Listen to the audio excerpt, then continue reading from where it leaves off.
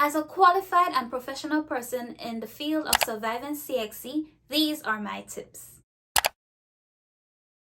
Get a good night's rest at around 8 p.m. or 9 p.m. Ensure that you sleep because you do not want to be tired at all in the exams. If you cannot sleep because of possibly anxiety, then you should try exercising a bit earlier in the day. That can help you get tired really quickly and therefore you can knock off and go to sleep. Story time with Nutmeg. I remember when I had my chemistry exam, I stayed up late until about 2 a.m. and revisited things that I thought would be on my exam. Luckily, they were on the exam, but I had this friend who stayed up quite late studying things that weren't on the exam.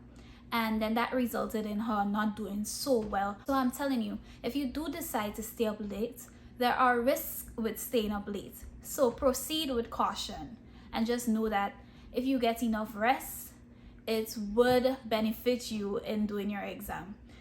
On my part, that was something wrong that I did, but in the end, with my good SBA grade and me going through that, thanks be to God, I was able to do pretty well on that exam and got a grade 1. So proceed with caution. Nutmeg says proceed with caution as well. Pray. Pray, pray, pray. In the morning, in the afternoon, all the time, at noontime. Pray at home, pray at school, pray just before the exams. It can really help.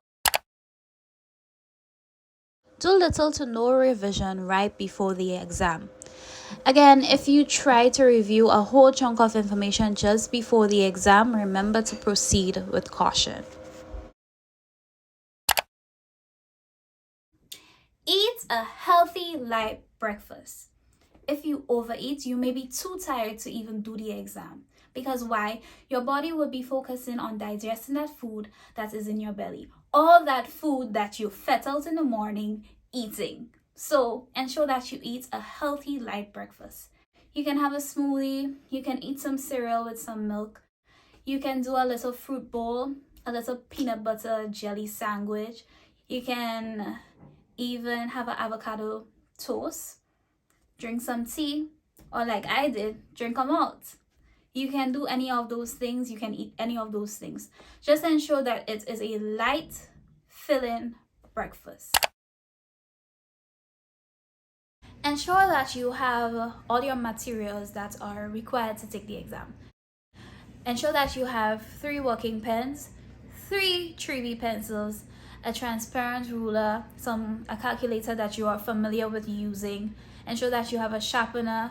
Make sure that you have an eraser that rubs off clean. When I tell you clean, real clean, so that the paper doesn't pick up any lingering marks if you make a mistake on your multiple choice paper.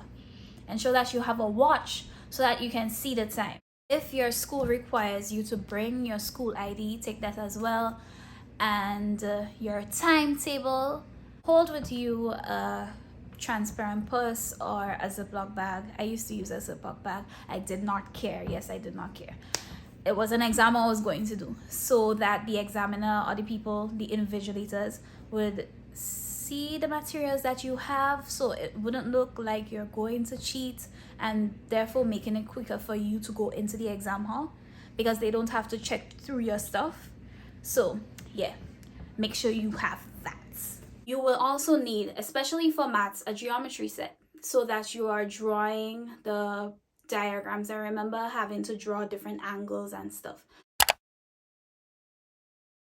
Try to limit your social media time. This is very key. You know, when you're doing certain exams, there comes a point where everybody would come out of the exam hall and they would start posting about a particular exam. And you may go and see these posts from different people, and this may build up some sort of anxiety in you. I would advise that you stay away from social media or just limit your social media time. Prepare for weather changes. Ensure that on the morning of your exam that you check the weather to see what the weather is like in your area. You can do a little, "Hey Siri, what's the weather like?" I enjoy doing that.